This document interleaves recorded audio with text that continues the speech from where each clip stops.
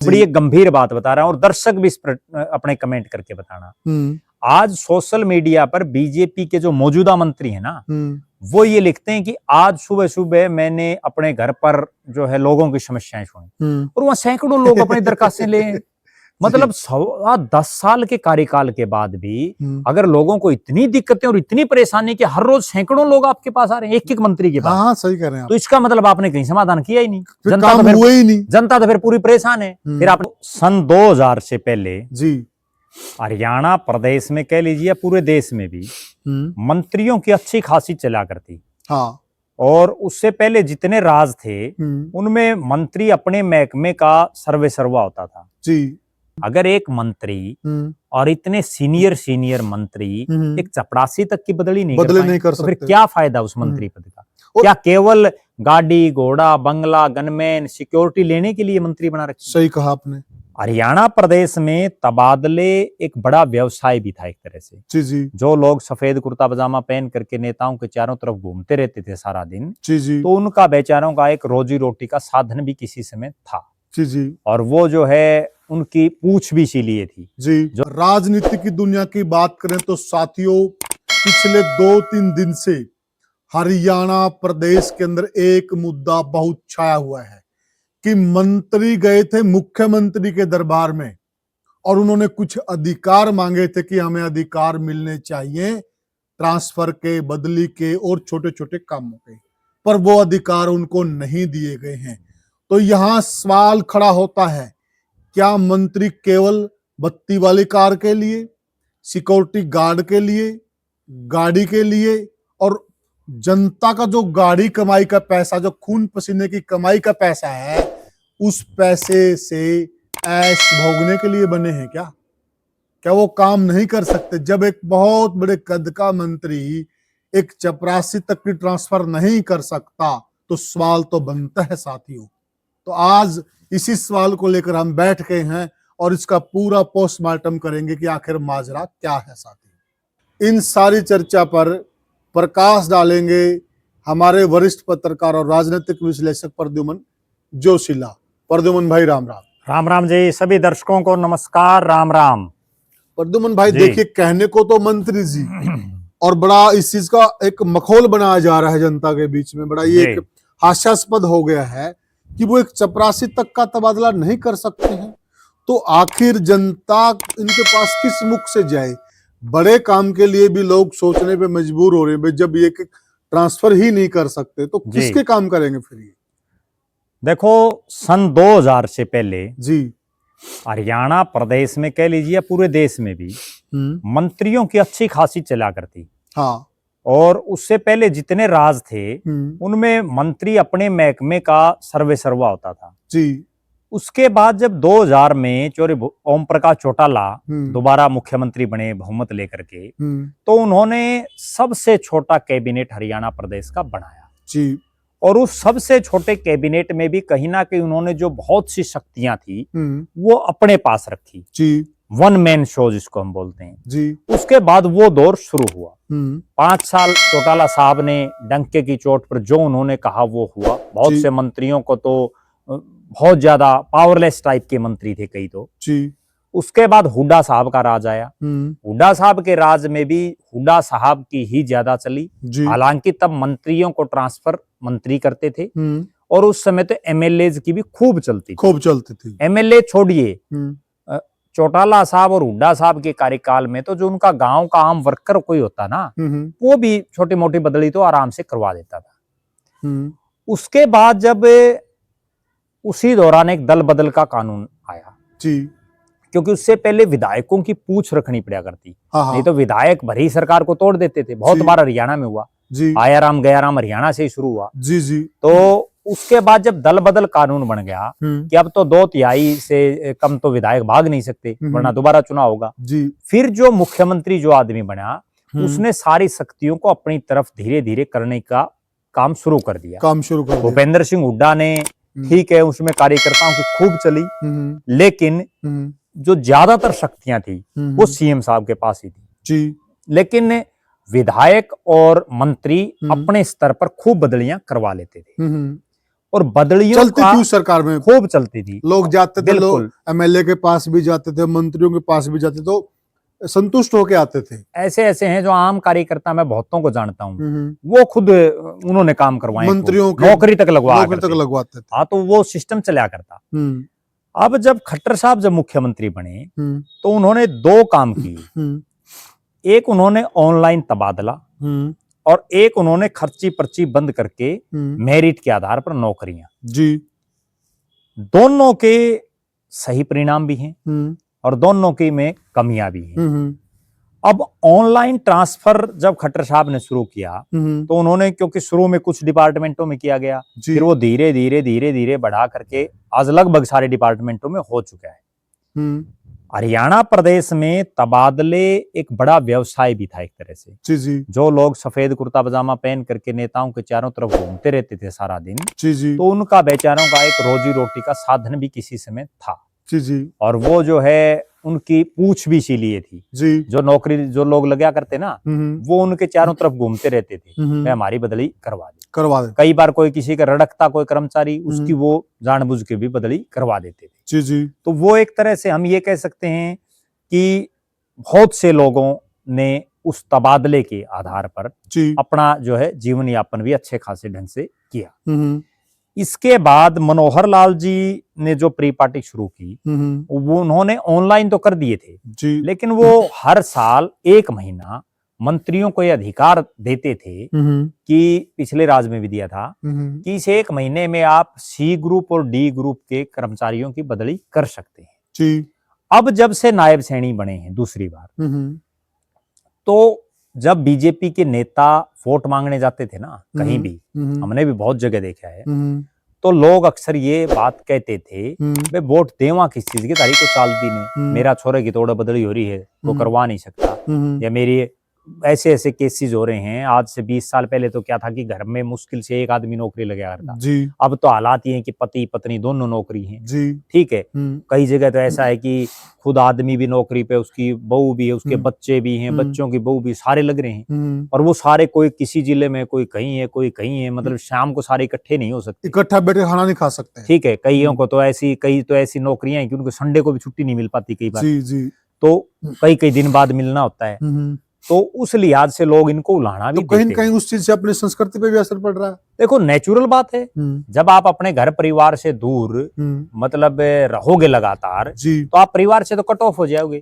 आज की जो पीढ़ी है ना, जो शहरों में विशेषकर जो लोग रहते हैं, जो दूर दूर बस गए, अब तो कोई वो नहीं है, अपने हिसार के भी पता नहीं, कोई करनाल रहता है, कोई कहीं रहता है, कोई फरीदाबाद रहता है, रहने लग गए लोग। दादा कहीं रह रहा, दादी कहीं रह रही है, बिल्कुल, मम्मी पापा कहीं रह रहे, बच्चे कहीं रह रहे हैं। सब जो हमारा सांस्कृतिक ढांचा था, जहाँ शाम को परिवार एक जगह बैठ के खाना खाता था और परिवार में मुखिया की चलती थी और एक तरह से पावर का डिस्ट्रीब्यूट होता था, तो वो चीज अब नहीं रही। बिल्कुल निश्चित रूप से, और उसमें परिवारों को बड़ा जो है असहनीय स्थिति भी होती है। जी। अभी मैं 2-3 दिन पहले की बात बताऊं, हालांकि एक दुखद घटना है कि कोई हमारे जानकार थे, उनका निधन हो गया जी।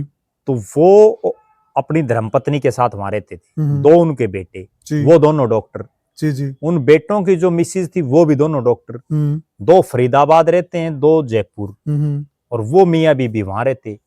अब वो जो था बुजुर्ग वो गुजर गया, अब वो बेचारी अकेली रहेगी। अब या तो उन लड़कों को यहाँ आना पड़े या उनको वहां जाना पड़े, दुविधा तो होगी। तो सिस्टम दोनों अपनी जगह सही है, देखा जाए तो वो भी अपना काम धंधा नौकरी छोड़ के यहाँ नहीं आ सकते। और यहाँ क्या है कि जो इतने सालों से किसी एक शहर में रह रहे हैं, उसका एकदम से किसी दूसरे शहर में जी भी नहीं लगता, मन नहीं लगता। चलो हम अपने मुद्दे पे आ जाते हैं। अब जो बात है वो ये है कि नायब सिंह सैनी जी की ये जब सरकार बनी, इससे पहले जो उलाहने मिले लोगों को, तो बहुत जगह ये कहा गया कि सैनी साहब अच्छे मुख्यमंत्री हैं, अच्छे साबित होंगे, और जो मनोहर लाल जी की कई योजनाएं थी उनमें कुछ एक में उन्होंने फेरबदल भी किया है, तो उसमें जहां जहां कमियां होंगी उनमें वो ठीक करेंगे। ऐसा चर्चा चलती थी। बहुत बड़ी तादाद में लोग जो है बदलियों के लिए इन नेताओं के पास जी हजूरी करते हैं, मंत्रियों के पास चक्कर काटते हैं, एमएलए के, छोटे मोटे नेताओं के खूब हाजिरी मारते हैं कि हो जाए किसी तरह से, और वो ही बेचारे मजबूर हैं। वो मजबूर इसलिए है कि रहने वाला हिसार का अब उसकी 200 किलोमीटर दूर है। कहीं किसी की माँ बीमार है, किसी का बाप बीमार है, किसी के बच्चे छोटे हैं। देखो मतलब नौकरी भी आदमी कर्मचारी तभी कर पाएगा, एक बड़ी गंभीर मैं बात बताऊं, जब वो मन से सही सेटिस्फाई होगा, जब सही मानसिक तौर पर मजबूत होगा, सही होगा। अब उसका एक दिमाग तो यूं है कि भाई तू तेरा बूढ़ा बाप तेरा बीमार है, वो उसका दिमाग वहां रहेगा कि वो लोगों की समस्या सुनेगा। बिल्कुल सही कहा आपने। ठीक है, तो इसमें थोड़ा एक सवाल ले लीजिए प्रद्युमन भाई बीच में जी। देखिए, क्योंकि हम लोगों को मालूम है, हमने भी कई सरकारें देखी हैं जी कि ये रुकी क्यों जी, ये ऑनलाइन हुई क्यों जी, इसके पीछे भी एक बड़ा कारण है जी। साथ में एक सवाल और ले लीजिए, क्या जो पावर एक जगह आके केंद्रित हो जाती है जी, या फिर पावर का डिस्ट्रीब्यूट होना, जी, पावर को कई लोगों में डिस्ट्रीब्यूट कर दिया जाता है, इन दोनों में आप कौन सी सिचुएशन को सही मानते हैं? देखो निश्चित रूप से मेरा निजी रूप से ये मानना है जी कि जब आपने मुख्यमंत्री जी ने अपने नीचे मंत्री बना रखे हैं तो उनको कोई तो अख्तियार होना चाहिए, कोई तो उनका हक होना चाहिए। अगर एक मंत्री और इतने सीनियर मंत्री एक चपरासी तक की बदली नहीं कर सकते, तो फिर क्या फायदा उस मंत्री पद का? क्या केवल गाड़ी घोड़ा बंगला गनमैन सिक्योरिटी लेने के लिए मंत्री बना रखे? सही कहा आपने। फिर खर्चा क्यों कर रखा? फिर जनता के पैसे का जब सारा तो करना ही मुख्यमंत्री ने है, सारा कामकाज ही मुख्यमंत्री कार्यालय, तो मंत्री बनाने की जरूरत ही नहीं है। क्यों खर्चा कर रखा? मुख्यमंत्री अकेले ले रहे हैं, बाकी एमएलए अधिकारी करेंगे। अब जैसे मैं बात बताऊं आपको, मनोहर लाल जी के कार्यकाल में और अब भी सैनी साहब के कार्यकाल में एक HCS सत्र का अधिकारी है जो CMO में बैठते हैं, उनको ये पावर दे रखी है ट्रांसफर करने की। अब वो HCS अधिकारी बड़ा है या ये मंत्री बड़े हैं? जी जी, सही बात है। संविधान के लिहाज से अगर हम देखें, बिल्कुल सही बात, सरकार तो मंत्रियों ने चलानी है। बिल्कुल सही कह उस HCS अधिकारी को कहीं वोट मांगने जाना है? नहीं जाना। वोट मांगने तो इनको जाना है ना जी भाई। ठीक है, आज आपका राज है, वोट तो फिर भी मांगने जाना पड़ेगा। आप जीत गए तो तब फिर किस मुंह से जाओगे? बिल्कुल। और ये मैं बड़े यकीन भरोसे और विश्वास के साथ कहता हूं कि जिन लोगों को नौकरी मिली है और जो लोग उस नौकरी में अपनी पोस्टिंग से सेटिस्फाई नहीं हैं, वो जनता जो लोग आते हैं ना उनके पास, उनको भी सही सेटिस्फाई नहीं कर पाएंगे। प्रद्युमन भाई एक चीज और ले लीजिए जी। अब ये कर्मचारियों के लिए तो ये सोचते हैं कि कर्मचारी दूर जाएगा वो अच्छा काम करेगा जी, ठीक है, और ये जब लोग चुनाव लड़ते हैं जी तो ये वही हल्का चुनते हैं जो इनके कंफर्टेबल जोन में होता है। बिल्कुल। फिर ये भी दूसरे हल्के से जाके चुनाव क्यों नहीं लड़ते? नहीं, दूसरे हल्के से चुनाव नहीं लड़ते, फिर जैसे हरियाणा के मंत्रियों को आप कर्नाटक में जाके बना दो, ठीक है ना? बिल्कुल सही कहा आपने। या आप ये चीज देखिए कि क्यों जैसे कोई 26 जनवरी का प्रोग्राम, 15 अगस्त का सरकारी जब कार्यक्रम होते हैं तो ज्यादातर मंत्री अपनी सहूलियत के हिसाब से ये प्रेफर करते हैं कि मैं इस क्षेत्र में जाकर के झंडा फहराऊं। सही कहा। भले ही मतलब CMO उनको निर्देश जारी करता है कि कौन कहाँ फहराएगा, लेकिन वो मंत्री अपनी चॉइस पहले बता देते हैं। बहुत से मंत्री, कईयों तो मैं जानता हूँ। तो कहने का अभिप्राय ये है कि क्या सारे कानून केवल और केवल आम जनता या कर्मचारियों के लिए या जो आम लोग उनके लिए हैं? मुख्यमंत्री जी को भी तो उन्होंने क्यों मंत्री बना रखे? अब मंत्रियों का काम क्या रह गया? जब वो अपने महकमे में, खुद के महकमे में, दूसरे महकमे आप छोड़ दीजिए, खुद के महकमे में जब आप वो एक चपरासी की बदली नहीं कर सकते, ये भी बड़ा सवाल है, तो फिर वो किस चीज के मंत्री हैं? जी। क्या पावर है उनके पास? सही कहा। वो तो केवल इतने मंत्री हैं कि आगे पीछे एस्कॉर्ट मिल गई, बढ़िया चंडीगढ़ में कोठी मिल गई, गनमैन मिल गए, ठीक है, बढ़िया तनख्वाह मिल गई जी। यही तो चीज है। बिल्कुल सही कहा। आप दर्शकों को एक मैं गजब बात बताता हूँ, जो पुराने लोग हैं जी, जिन्होंने वर्षों तक प्रदेश में राजनीति की है, वो इस चीज को आज भी समझ रहे हैं कि जो मनोहर लाल जी ये काम कर रहे हैं, ठीक आपका राज आ गया एक अलग बात है, राज तो कई बार परिस्थितियां बन जाती है, कांग्रेस ने गलत टिकट बांट दी तो आ गया राज। जी। मनोहर लाल खट्टर जी की एक रैली थी उचाना में और चौधरी बीरेंद्र सिंह उस समय बीजेपी में थे, ठीक है, उनकी धर्मपत्नी विधायक थी उचाना से, प्रेमलता जी। तो बीरेंद्र सिंह ने बड़े, क्योंकि वो बेबाक किस्म के आदमी जी, तो जो पूरे हरियाणा के भाजपाई जो किलकी मार रहे थे ना, और बहुत लोग और भी मार रहे थे कि भाई जो है D ग्रुप की नौकरी ट्रांसफर, ये तो कम से कम जो है कहीं ना कहीं मुख्यमंत्री अपने अलावा भी तो किसी को दे जी। तो वहां मनोहर लाल जी के सामने बीरेंद्र सिंह ने एक बड़ी बात कही कि खट्टर साहब अगर राज लाना है ना आगे, तो ये जो डी ग्रुप वाली है ना, कोई पानी प्यानिया, कोई चपड़ासी, कोई झाड़ू निकालने वाला, उनकी यही लैंग्वेज थी। भाई उनके क्या आप टेस्ट ले रहे हो? अब उनका टेस्ट तो ये लेना है कि जिसने बेचारे ने झाड़ू मारना, उसको झाड़ू मारना आता या नहीं आता। सही कह रहे हैं आप। मेन बात तो ये है, बिल्कुल सही कह रहे हैं। जिसने पानी पिलाना है, भाई इसने पानी पिलाना आता या नहीं आता। टेस्ट तो इस चीज का तो लो। अब वो कितना पढ़ रहा है, क्या उससे क्या मायने, क्या काम आएगा? रिटन टेस्ट का क्या फायदा? अब किसी बंदे ने मास्टर डिग्री कर रखी है, बिल्कुल, अगर वो मास्टर डिग्री करके भी पीएन का काम कर रहा है, लग रहे हैं। हाँ, मुझे बताइए वो मास्टर डिग्री उस पीएन के क्या काम आ रही है? यहाँ अपने हिसार डीसी ऑफिस में, अब तो काफी दिन की बात होगी, उनकी शायद प्रमोशन होगी। हाँ, वो डबल एमए थे और वो पीएन लग रहे थे जी।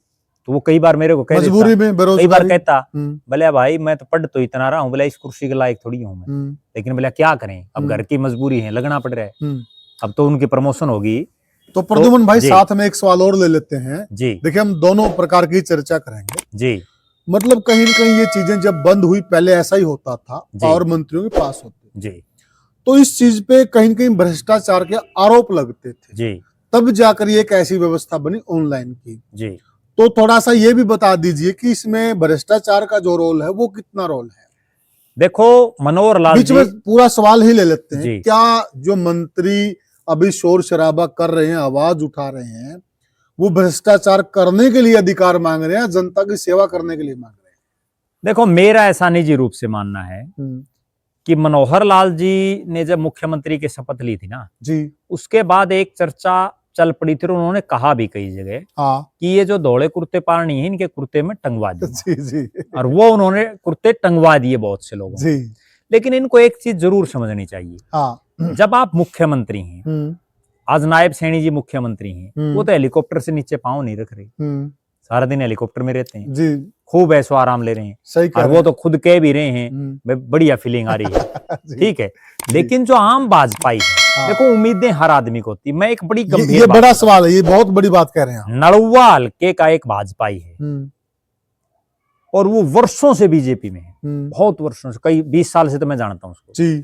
उसका एक दिन मेरे पास फोन आया, बोला भाई मेरे छोरे ने कहीं कोई यार HKRN में या कहीं कोई जुगाड़ बनता हो तो लगवाओ। अबे तू बीजेपी में, तेरी बीजेपी की सरकार में कौन लगाने?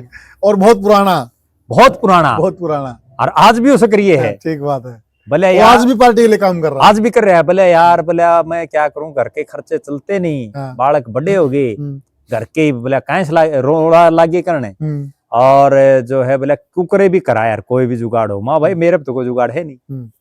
तो कहने का तात्पर्य ये है कि जब 20-20, 30-30 साल पुराने भाजपा ये रो रहे हैं अरे एक HKRN की नौकरी के लिए, आप कुछ तो अपने कार्यकर्ता के लिए, ठीक है मैं ये नहीं कहता कि आप मेरिट बंद करो, नहीं मेरिट पर लगाओ, लेकिन मेरिट पे भी लगाओ, भ्रष्टाचार को भी रोको, भ्रष्टाचार को भी रोको। लेकिन जहां जिस चीज की, अब मान लो किसी को उसको सफाई कर्मचारी लगाना है, वहां क्या टेस्ट की जरूरत है, ये नहीं समझ में आ रही। सही बात है भाई आप किस चीज का टेस्ट ले रहे? टेस्ट तो ये होना चाहिए कि भाई उसको सफाई करनी आती या नहीं आती। एक आप बहुत अच्छी बात कह रहे थे जी कि देखिए नायब सिंह सैनी के पास बहुत जिम्मेदारियां, पूरे प्रदेश के मुख्यमंत्री जी, वो तो चलते हैं हेलीकॉप्टर में जी, जनता के बीच में जमीन पे रहते हैं वर्कर, छोटे नेता, बिल्कुल, तो पीड़ा तो उनको होती है ना, लोग तो कपड़े उनके कुर्ते पाड़ते हैं। एक आप एक चीज देखो, पिछले 10 साल से भारतीय जनता पार्टी का राज है। मैं बड़ी एक गंभीर बात बता रहा हूं और दर्शक भी इस पर अपने कमेंट करके बताना। आज सोशल मीडिया पर बीजेपी के जो मौजूदा मंत्री है ना, वो ये लिखते हैं कि आज सुबह सुबह मैंने अपने घर पर जो है लोगों की समस्याएं सुनी, और वहां सैकड़ों लोग अपनी दरखास्तें ले। मतलब 10 साल के कार्यकाल के बाद भी अगर लोगों को इतनी दिक्कतें और इतनी परेशानी कि हर रोज सैकड़ों लोग आपके पास आ रहे हैं, एक मंत्री के पास। हाँ, सही कह रहे हैं। तो इसका मतलब आपने कहीं समाधान किया ही नहीं, जनता तो फिर पूरी परेशान है, फिर आपने काम किया कहाँ जी? मैं मंत्रियों की हकीकत बताता हूँ, ये हम इसलिए कह रहे हैं साथियों जी। एक तरफ बीजेपी एक इस बात का दावा करती है कि हमने सारा सिस्टम ऑनलाइन बड़ा सुचारू कर दिया है, कहीं किसी को शिकायत पत्र लेके जाने की जरूरत नहीं, उनके काम घर बैठे होते हैं। फिर अगर घर बैठे काम होते हैं तो फिर वो कौन लोग हैं जो सुबह सुबह मंत्रियों के घर पे, एमएलए घर पे जाते हैं? मुख्यमंत्री जी अपनी फेसबुक आईडी पर लिखते हैं कि आज इतने लोगों की समस्याएं सुनी, बिल्कुल सारा दिन वहां तांता लगा रहता है, जमघट लगता है वहां पर। तो जब सारा सिस्टम ही आपने ऑनलाइन कर दिया और ऑनलाइन में तो कहीं जाने की जरूरत ही नहीं है। वो तो अगर आपके कागज तो पूरे हैं तो वो कंप्यूटर एक्सेप्ट करेगा, नहीं वो करेगा नहीं जी। तो फिर आप मंत्रियों के पास क्यों जा रहे हैं लोग? जी जी, फिर इसका मतलब घालमेल है इसमें भी कहीं तो कोई तो पेच फंसा हुआ है। इस पर एक बीजेपी के नेता ने एक बड़ी बात बताई थी मेरे को। वो उसने जब मनोहर लाल जी मुख्यमंत्री थे तो उसने उनको कहा, बोले जी सारा सौदा आपने ऑनलाइन कर दिया, आगे बोले वोट भी ऑनलाइन ही मांगना जी। ठीक है ना? बहुत बिल्कुल बहुत सही बोला, सटीक जवाब है। अब जब उन्होंने पूछा भाई जैसे कोई HKRN में लगवाने के लिए या उस टाइम पे DC रेट था, भाई इस पे लगवाने के लिए कोई दी होगी उन्होंने दरखास्त, जो मेरे को बता रहे थे जी जी। तो वो बोले भाई मैंने दी, खट्टर साहब बोले भाई सब सिस्टम टेस्ट से है, ऑनलाइन है जी जी। तो बोले फिर वोट भी ऑनलाइन ही मांगना। मैं जो वो बात कह रहा था ना, अपने मैं नाम नहीं लेना चाहता, अपने हिसार के ही मंत्री थे जी, उनके पास कोई ऐसे ट्रांसफर के लिए चले गए जी, तो उन्होंने कहा, उनकी पलवल ट्रांसफर थी जी कि सर मेरी यहाँ पे कर दो, मैं घर के नजदीक रहूंगा तो मैं अच्छा काम करूंगा जी। तो मंत्री जी ने उनको जवाब दिया कि नहीं आप दूर हो ठीक है, आप अच्छा काम करोगे, दूर ठीक है। बोला सर दूर कैसे ठीक हो? बोला नहीं दूर काम अच्छा होता है। फिर उन्होंने आंसर दिया था कि बोला सर आप भी हिसार से मत चुनाव लड़ो, अगली बार आप पलवल से लड़ो। फिर हाँ सही बात है, अगर दूर ही अच्छा तो आप भी पलवल से चुनाव लड़िए, दूर और चाहे नजदीक हो। हाँ अभी परसों की बात है, किसी एक शख्स का मेरे पास फोन आया हुआ जी, तो मंत्रियों के हालात बता रहा हूं मैं, जो ये ट्रांसफर से संबंधित जी। उसने ये बताया कि हरियाणा प्रदेश का एक बहुत बड़ा मंत्री, बड़ा सीनियर मंत्री जी, और उसके पास मैं एक पुलिस के कर्मचारी की बदली करवाने के लिए 5 बार जा चुका हूँ, और उस मंत्री ने 5 बार, जिस अफसर ने बदली करनी ना उसको 5 बार फोन कर दिया, फोन भी किया उसने, देखिए, और लेकिन बोला नहीं हो रहा काम जी। अब बताओ बोला क्या मानने पे मंत्रियों चल रही है, नहीं चल रही, नहीं चल रही है। तो प्रद्युमन भाई आपको इसका सोल्यूशन क्या नजर आता? देखिए हम मुद्दा तो हमने उठा दिया, हमने बातचीत भी की, तो सोल्यूशन क्या हो सकता है? देखो मेरा ये मानना है, भ्रष्टाचार भी ना हो और लोगों के काम बिल्कुल, मेरा ये मानना है कि मुख्यमंत्री और मंत्री जी, फर्क सिर्फ मुख्य का है ना, हाँ मंत्री तो दोनों में है, ठीक है। अब मुख्यमंत्री प्रदेश के हैं, उन्होंने अपने नीचे 14 मंत्री लगा दिए, उनको कम से कम अपनी जो सत्ता उनके पास है जी, उसका 14वां हिस्सा तो एक मंत्री को 15वां हिस्सा तो देना चाहिए ना जी। सही कहा कि भाई आपका ये डिपार्टमेंट है, इस डिपार्टमेंट में आप काम कराओ। हाँ ठीक है, ऑब्जर्वेशन रखें सीएम साहब जी, ऑब्जर्वेशन तो वो रख सकते हैं। ऑब्जर्वेशन तो प्रदूमन भाई, दूसरी बात, एक अफसर बिठा देते हैं वहां पर, अफसर तो रहते हैं महकमों में, एसीएस हैं सारे, और सीएम को रिपोर्ट करते हैं डायरेक्ट। बिल्कुल। दूसरी बात ये है कि अगर आपने इन मंत्रियों को कुछ देना ही नहीं, कोई पावर इनके पास नहीं देनी, तो फिर ये मंत्री बना भी क्यों रखे हैं? क्यों खर्चा करा रहे हैं? अकेला मुख्यमंत्री जो चला सकता राज, क्या दिक्कत है? जनता का बहुत बार हमने ये देखा है कि एक आदमी शपथ ले लेता हो, कई दिन तक मंत्री नहीं बनाता, ठीक है, ये भी तो होता है, और फिर भी प्रदेश चलता है, प्रदेश तो अफसर चला रहे हैं जी जी। लेकिन मुख्यमंत्री जी को एक चीज नहीं भूलनी चाहिए, जब 3.25 साल के बाद या 4.25 साल के बाद आप लोकसभा में वोट मांगने के लिए जाओगे, तो ये अफसर वोट नहीं मांगेंगे, वोट आपके नेता और आपके कार्यकर्ता मांगेंगे जी जी। और ये जरूरी नहीं है कि इस बार तो आप कांग्रेस के गलत टिकट वितरण की वजह से आपका राज बन गया, आगे भी ऐसा हो, इसलिए अपने कैडर को मजबूत करना चाहिए। ठीक है, भ्रष्टाचार बंद होना चाहिए, हम इस पक्ष में हैं। आपने अगर ऑनलाइन कोई सिस्टम व्यवस्था कर दी है तो उस ऑनलाइन सिस्टम में भी कर्मचारी और अधिकारी परेशान ना हो, उनका कोई ऐसा अल्टरनेट निकले। भाई ठीक है, ऑनलाइन में किसी का कहीं, ठीक, एक चीज और भी इन्होंने कर रखी है कि जो भी कर्मचारी उसको ऑप्शन देते हैं, आप 4-5 ये ऑप्शन भर दो, कहाँ आप जाना चाहते हो जी, और उन्होंने भर दी जी, उसके बाद उनकी हो भी जाती है ठीक है, लेकिन फिर भी कई बार क्या होता है कि बाई चांस उनके कोई दिक्कत हो जाए, कोई बीच का रास्ता तो हाँ बिल्कुल, ये है बात बड़ी, बीच का कोई रास्ता दिखाई दे नहीं रहा। अब मुख्यमंत्री जी ने एक बयान दे दिया कि हमारी डीसीज की अध्यक्षता में मीटिंग कमेटियां बनी हुई हैं, लेकिन मेरे ख्याल में मैंने तो आज तक कोई सुना नहीं कि कहीं कोई ऐसा सिस्टम जो है जिससे कर्मचारियों को इससे कोई मेरे भी जहन में ऐसी कोई बात नहीं आई कि ऑनलाइन मेरा समाधान हुआ नहीं था, मैं डीसी के अंडर जो कमेटी वहां चला गया, वहां से मेरी ट्रांसफर होगी, ऐसी तो कोई बिल्कुल। और इसमें एक चीज और भी है तो फिर वो काम नहीं करेगी कमेटी। इसमें एक चीज और भी है कि मान लो डीसी हिसार का है और वो किसी की बदली हो रही है फरीदाबाद, तो वो फरीदाबाद वाले की बदली कैसे कर देगा? ये भी एक पेच है, ये भी तो एक पेच है ना। तो कहीं ना कहीं ऐसा मेरा मानना है कि पावरलेस मंत्री ना बना करके उन मंत्रियों को पावर देनी चाहिए। और दूसरी बात, वो तो आपकी पार्टी के हैं। बिल्कुल सही बात अब जितने मंत्री बने हुए हैं सारे तो भाजपा ही हैं। सही बात है। क्या मुख्यमंत्री जी को अपने मंत्रियों पर विश्वास नहीं है? वे क्या अधिकारियों पर ज्यादा विश्वास है? अगर विश्वास नहीं तो बनाए क्यों है? बिल्कुल सही बात है, तो उनको देनी चाहिए। अब तो हालात ये है मंत्रियों की, आपको मैं बात बताऊं, कोई एक मंत्री किसी कर्मचारी को सस्पेंड कर देता है, कि किसी अधिकारी को सस्पेंड कर देता है और वो उसके ऑर्डर तक फॉलो नहीं हो पाते जी। ग्रीवेंस कमेटी की मीटिंग में जिसका वो चेयरमैन है वहां वो सस्पेंड करने के आदेश दे देता है और उसकी फिर भी नहीं चलती। तो फिर डरेंगे कैसे? ये नहीं समझ में आ रहा है। वो मंत्री भी मैं उनको कमजोर मान रहा हूँ, उन मंत्रियों को रिजाइन कर देना चाहिए। सही कहा। वे सिर्फ एक कोठी और सिक्योरिटी ही है और तो उनको कोई कुछ नहीं है जी। लेकिन नहीं कर रहे, वो भी ये सोच रहे हैं कि भागते चोर की लंगोटी सी जो कि में मिले वो ले लो है। ठीक है ना जी। और इसमें एक दूसरे एंगल से अगर देखें, मंत्रियों ने, चूंकि ये पिछले 4-5 दिन से पूरे हरियाणा प्रदेश के मीडिया रिपोर्ट्स में, हरियाणा प्रदेश के राजनीतिक गलियारों में ये चर्चाएं एकाएक आई हैं जी जी। कि मंत्री अधिकार मांग रहे हैं सी और डी ग्रुप की बदलियों के। इसके पीछे भी मैं एक चीज मान रहा हूँ, इसके पीछे ये भी हो सकता है कि जो ये मंत्री जीते हैं या जो एमएलए जीते हैं, वो चुनाव जीतने के लिए उन्होंने बड़े बड़े वादे किए। लोगों के घरों में कईयों, तो मेरे भी ध्यान है, जिन्होंने नौकरी देने का भी वादा किया, जिन्होंने ये भी कहा कि हम बदली करा देंगे, हम कोई काम वो करा देंगे।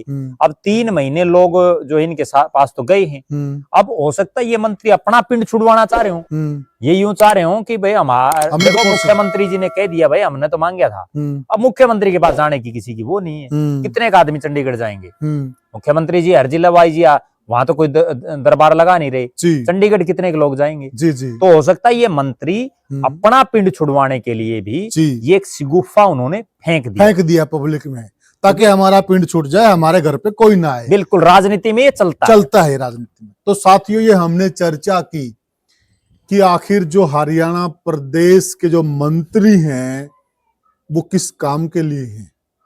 क्या केवल इसी काम के लिए हैं? गाड़ी, बंगला, कार, सिक्योरिटी, और जो जनता का पैसा, जो टैक्स का जो खून पसीने की कमाई है जनता की, उस पैसे से ऐशो आराम कीजिए। जब वो जनता के काम ही नहीं करवा सकते तो किस हक से वो जनता का पैसा खर्च कर रहे हैं? हमने एक मुद्दा उठाया है जो कर्मचारियों से संबंधित है। आप भी हमें कमेंट सेक्शन में ये जरूर बताइएगा कि आपके क्या विचार, आपको क्या लगता कि होना क्या चाहिए, हमें जरूर कमेंट सेक्शन में बताओ। साथियों, वीडियो को जरूर शेयर करें और सब्सक्राइब करें। साथियों, आपका प्यार हमारे पास पहुंचना चाहिए। तो साथियों, फिर मिलें किसी और मुद्दे में। राम राम। राम राम।